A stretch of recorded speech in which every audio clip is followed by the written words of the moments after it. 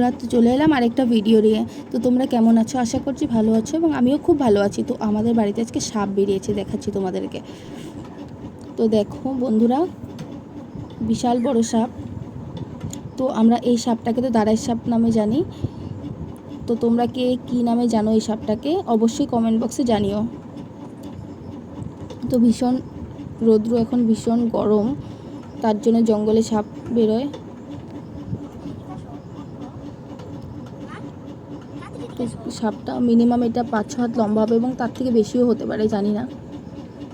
দেখো ওটা জঙ্গলের ভিতরে চলে যাচ্ছে, শুধু লেজটাই দেখা যাচ্ছে এখন।